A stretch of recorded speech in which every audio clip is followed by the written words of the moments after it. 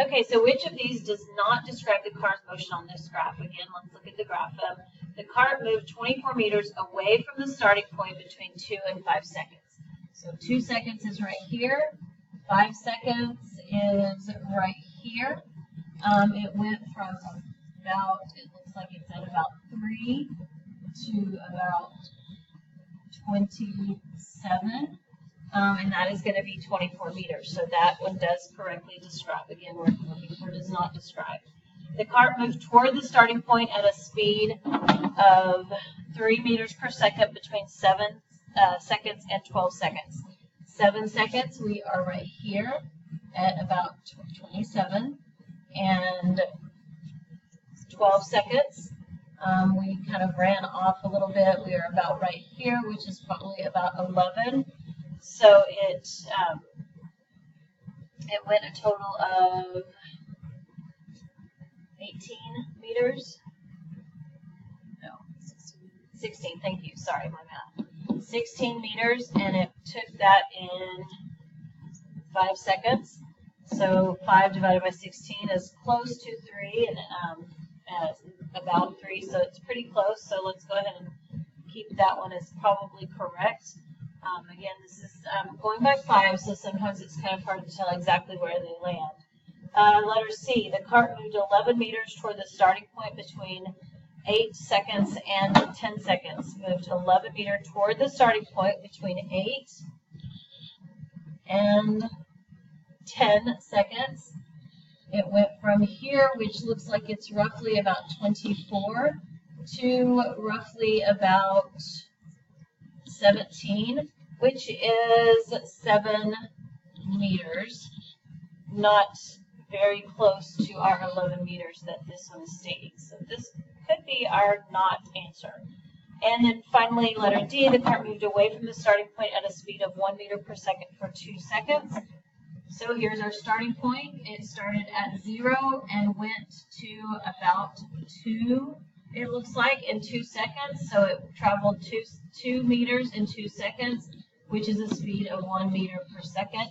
And so that one is a correct statement. So the only one that is not correct is going to be letter C. All right, guys. So again, we're doing a little bit of weather, and again, that has to do with convection. So we know that warm things rise and cool things fall. So sink on this side, rise on this side. Okay, so land breeze and sea breeze, because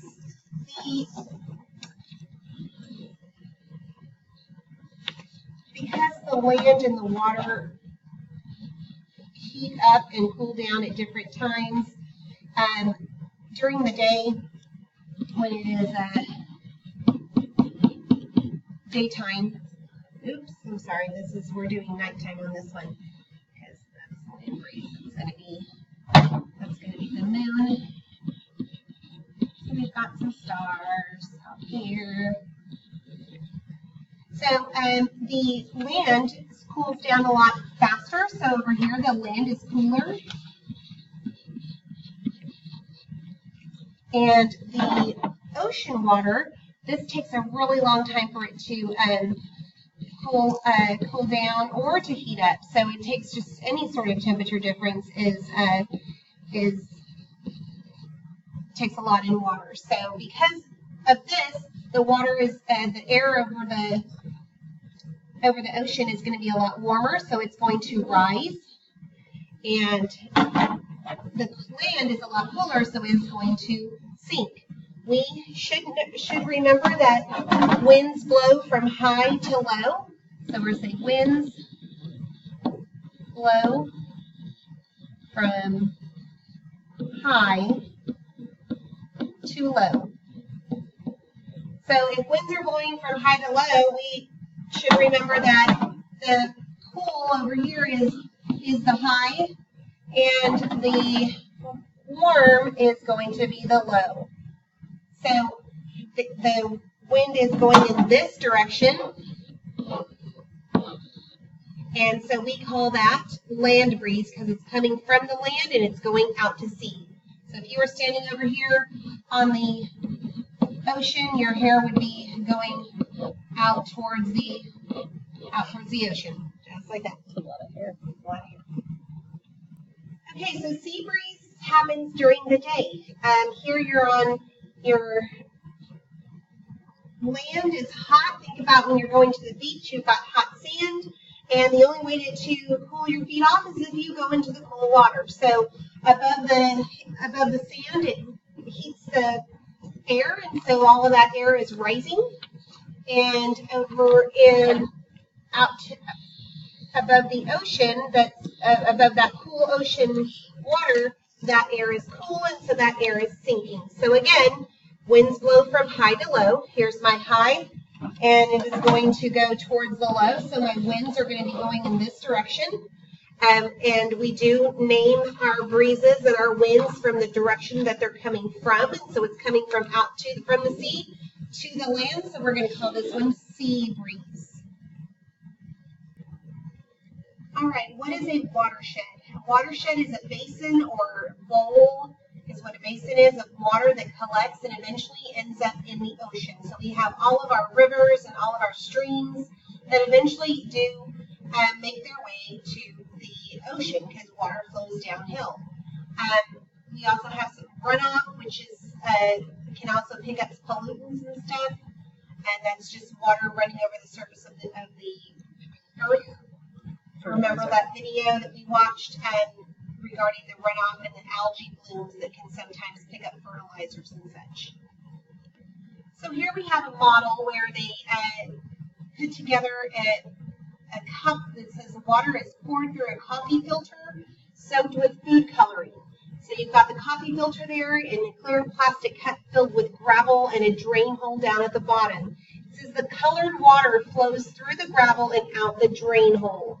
So what is this showing? The movement of colored water through the gravel best models what? The condensation of water vapor. Well, condensation means the collection of water, like what happens to your mirror after a shower. So collecting of water vapor. So we're not really talking water vapor here, so not thinking that's it. Surface runoff as precipitation. Well, it's actually showing it going, because it's filled with gravel, I don't think that's runoff, because runoff is a surface area, but gravel, that's showing more of an underground, maybe an underground type of filter system. Conservation of water, there's really nothing that is showing that how it's going through. And so pollution of groundwater, I think that food coloring is showing that it is pollution. So as it goes, that it flows through, if it comes out of the drain hole, then the pollution is getting into our water system. So typically most of our pollution is filtered out through the rock and bedrock underneath us. So this is showing pollution of groundwater. Okay, we already dumped on oceans in the weather system. Big thing to remember there is that ocean currents do affect weather patterns and climates, especially near the coast. Warm is going to be humid and wet, while cool or cold currents are going to be dry and cool. All right, let's look at these questions. Thunderstorms are more common in some areas than others. The map shows an average number of thunderstorms per year in different parts of the United States. Where are there significantly more thunderstorms in Florida than in California? Why? So in Florida, I can't really see the numbers, but there are much more thunderstorms than there are over here in California. Why would that be? Let's see. The state of Florida is smaller than the state of California. The size of the state has nothing to do with the amount of thunderstorms. If that was the case, then Texas would definitely beat all of the continental United States. The air in Florida is more stable than the air in California. Well, more stable air would have fewer thunderstorms, not more. So that is not going to be our answer.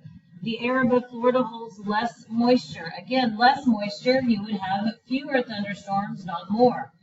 And then finally, the ocean currents near Florida are warmer than the ocean currents over California. When we did our dumping earlier, we talked about this warm current, this warm Gulf Coast current that comes from the equator, runs next to Florida, which creates those thunderstorms very common.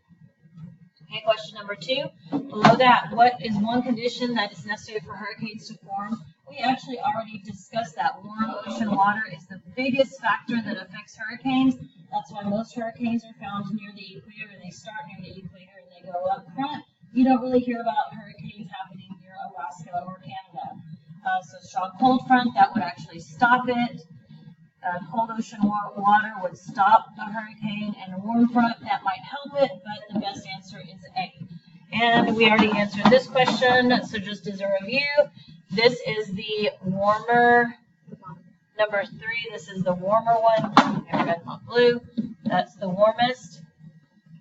So this area is going to be where most of the hurricanes are formed, and it is labeled area 2.